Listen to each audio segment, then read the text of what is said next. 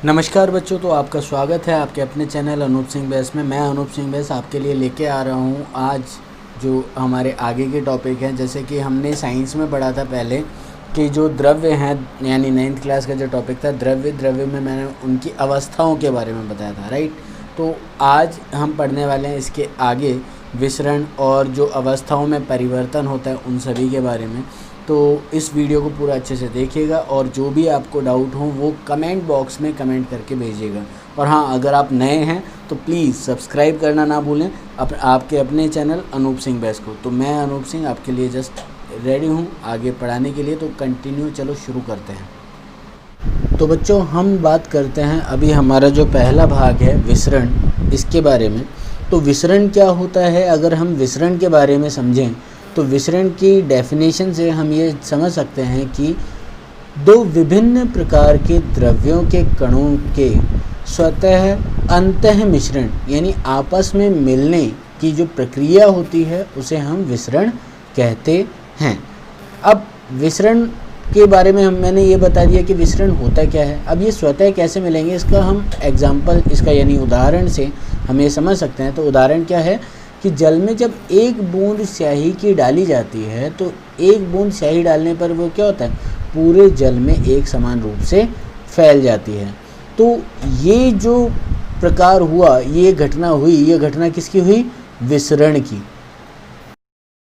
आगे हम देखें तो यहाँ पर हम देखेंगे कि ठोसों की अपेक्षा द्रवों की जो विसरण दर होती है वो अधिक होती है।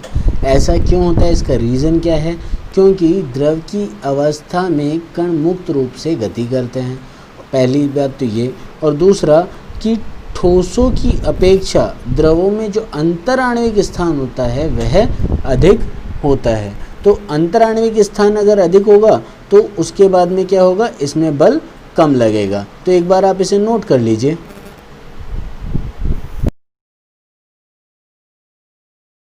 तो बच्चों, अब जो हमारा अगला भाग है उसमें हम पढ़ेंगे द्रव्य की अवस्थाओं का अंतः परिवर्तन। देखिए, अंतः परिवर्तन का मतलब होता है कि हम द्रव्य की अवस्थाओं को आपस में किस प्रकार से परिवर्तित करेंगे। तो इन सब को पढ़ने के लिए अब आप आगे देख सकते हैं।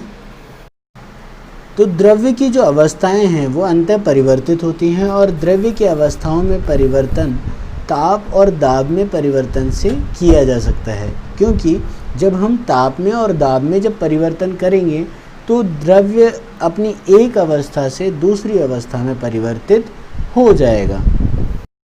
जैसा कि आप इस चित्र में देख सकते हैं, यहाँ पर मैंने डायग्राम में बता रखा है कि ठोस, द्रव और गैस आपस में जब परिवर्तित होंगे तो ये किस नाम से जाने जाएंगे, मतलब तीनों अवस्थाओं में परिवर्तन। इस छोटे से डायग्राम से आप देख सकते हैं, जब हम ठोस को द्रव में परिवर्तित करेंगे तो इस अवस्था को हम बोलेंगे संगलन यानी गलित करना।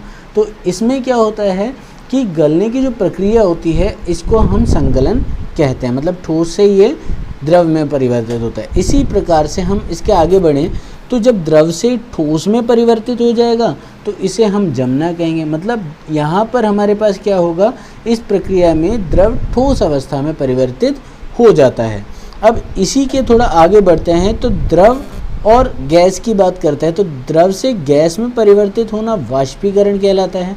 आपने देखा होगा, भाप बन के जब भी पानी उड़ जाता है तो उसे हम वाष्पीकरण कहते हैं।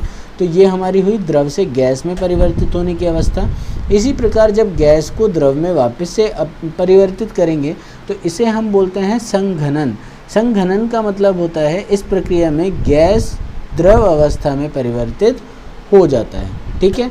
अब इसी के बाद हम ऐसा भी देखते हैं कई जगहों पर कि जो हमारे ठोस है वो सीधे गैस रूप में परिवर्तित हो जाता है या गैस ठोस रूप में परिवर्तित हो जाता है।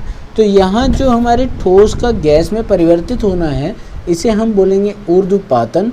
और इसी के साथ साथ जब हम गैस को ठोस में परिवर्तित करेंगे इस अवस्था को हम क्या बोलेंगे, संघनन। तो ये तीनों अवस्थाओं में आपस में परिवर्तन आप देख सकते हैं।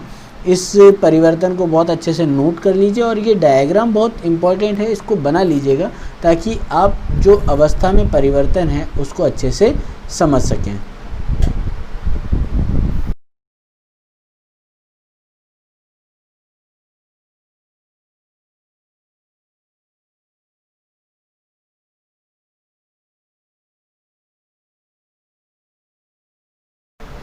तो बच्चों इसके बाद में हम बात करते हैं गलनांक की।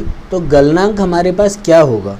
गलनांक के बारे में अगर हम समझें तो साधारण वायुमंडलीय दाब पर वह तापमान जिस पर ठोस पिघलकर द्रव बन जाता है। सही कहा मैंने, जो ठोस होगा वो क्या होगा? पिघलकर द्रव बन जाएगा, इसका गलनांक कहलाता है। मतलब जो भी हमारे पास पदार्थ होगा वो ठोस से जब द्रव बनेगा तो जिस तापमान पर वह बनेगा उसे हम क्या बोलेंगे? गलनांक। जैसे साधारण वायुमंडलीय दाब पर बर्फ़ का जो गलनांक होता है वो होता है 0 डिग्री सेल्सियस। यहाँ आपको एग्जाम्पल दे रखा है, आप इसे नोट कर लीजिए।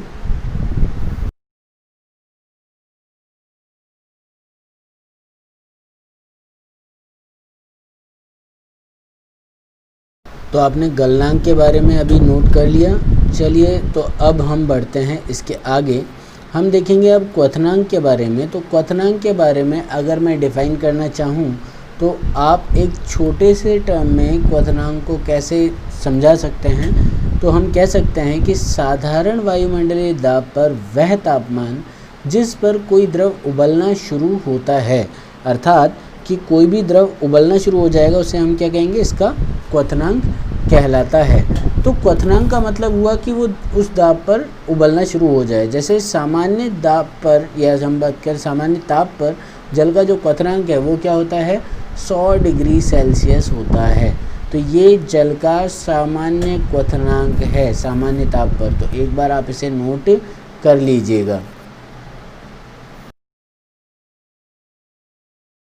तो बच्चों यहाँ तक हुआ हमारे पास क्वथनांक के बारे में। अब हम आगे बढ़ते हैं और आगे देखते हैं कि आज के बिंदु कौन कौन से थे जिनके बारे में हमने पूरा अच्छे से पढ़ा। तो अगर हम आज के पॉइंट्स के बारे में डिस्कस करें तो पहला था विसरण, जिसके बारे में मैंने सबसे पहले बताया कि विसरण क्या होता है, कैसे होता है। उसके बाद मैंने बताया आपको सेकंड पॉइंट, द्रव्य की अवस्थाओं में अंतः परिवर्तन। फिर जैसे ही हमने द्रव्य की अवस्थाओं में अंतः परिवर्तन पढ़ा तब हमने पढ़ा था पदार्थों के गलनांक के बारे में एवं पदार्थों के क्वथनांक के बारे में हमने इससे पहले पढ़ा। तो हमारी ये 4 पॉइंट आज के बिंदुओं में हमने पूरे पढ़े।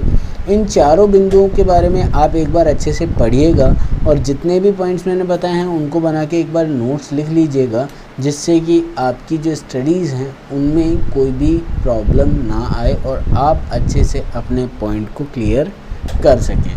तब तक के लिए आज के लिए धन्यवाद। आपका दिन शुभ हो। मैं अब आपसे इजाज़त लेना चाहूँगा। नमस्कार। तो बच्चों आपने अभी देखा कि किस तरह से हमने यहाँ पर अभी विसरण के बारे में और जो पदार्थों की जो अवस्थाएं हैं उनमें आपस में परिवर्तन के बारे में व्याख्या करी। और इसके साथ साथ में ही मैंने ये भी बताया कि गलनांक क्या होता है और क्वथनांक क्या। तो ये हमारा बहुत इम्पोर्टेंट पॉइंट है, इसको एक बार अच्छे से पढ़िएगा। अगर नहीं वापस समझ में एक बार देख लीजिएगा, वापस से वीडियो को देख लीजिएगा और उसके अलावा कोई डाउट आने पर कमेंट बॉक्स में कमेंट करके मुझे जल्दी से अवगत कराइएगा ताकि मैं आपकी इन समस्याओं का हल कर सकूं। और अगर आप चैनल पर नए हैं तो प्लीज़ सब्सक्राइब करना मत भूलिएगा, आपके अपने चैनल अनूप सिंह बैस पे। मैं इसी तरह से आपके लिए रोज़ अपडेट लाता रहूँगा। धन्यवाद। घर पे रहिए, सुरक्षित रहिए।